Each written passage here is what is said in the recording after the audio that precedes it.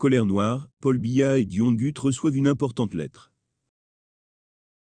Si vous êtes nouveau, n'hésitez surtout pas de vous abonner et de cliquer sur la cloche de notification pour ne plus rater aucune de nos vidéos. On commence.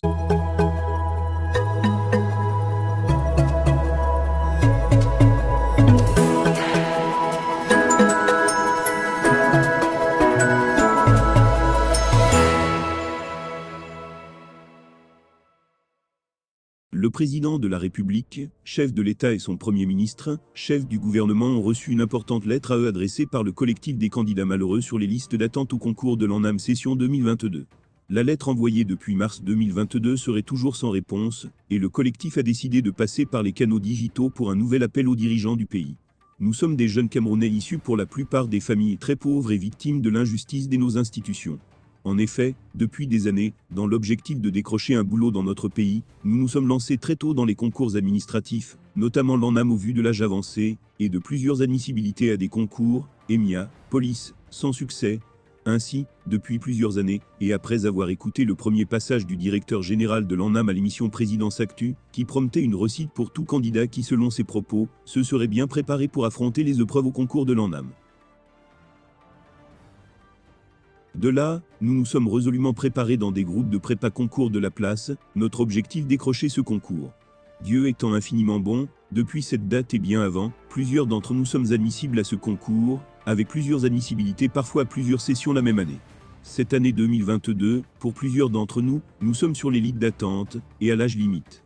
Ainsi étant sur cette liste, nous sommes allés à l'ANAM pour souscrire aux conditions administratives et avons été refoulés par l'administration qui nous a informé qu'on devait aller attendre, nous qui sommes sur les listes d'attente, et que le MINEFROPA allait faire appel à nous, jusqu'au jour d'aujourd'hui rien.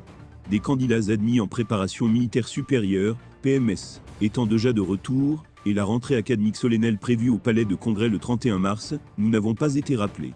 Excellence, nous ne comprenons pas ce manque d'humanité et de compassion de certains de nos dirigeants, qui n'ont qu'une devise tout pour eux, rien pour les autres. Pour plusieurs d'entre nous qui sommes sur ces listes d'attente, nous accusons plusieurs admissibilités, cette année sommes à l'âge limite pour les concours dans notre pays, qui nous est si cher.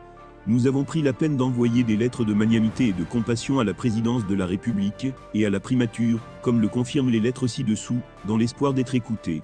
Mais toujours rien.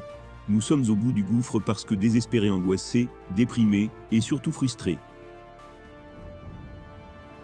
Si nous aussi, candidats méritants, nous ne sommes pas les enfants de cette République, ils n'ont qu'à nous le dire. Pourquoi est-ce que nous, enfants de pauvres méritants, ne pouvons pas avoir accès à cette école ?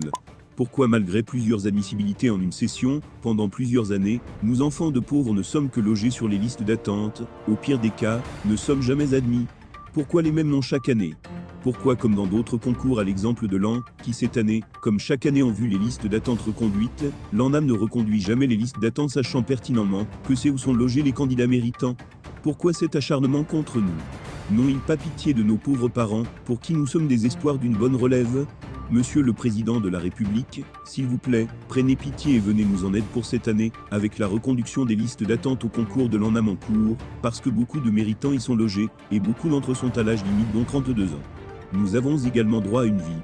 Ne nous abandonnez pas de peur de sombrer dans des voies lugubres. Monsieur le Président de la République, Monsieur le Premier ministre, chef du gouvernement, dans l'espoir que cet appel de détresse trouve peine dans vos cœurs et grâce à vos yeux, veuillez agréer, messieurs, l'expression de notre puissant respect. Et bien chers abonnés, c'est ainsi que nous arriverons au terme de cette édition. Espérant qu'elle vous a plu, n'hésitez surtout pas de nous laisser un commentaire. Merci et à bientôt pour une nouvelle édition.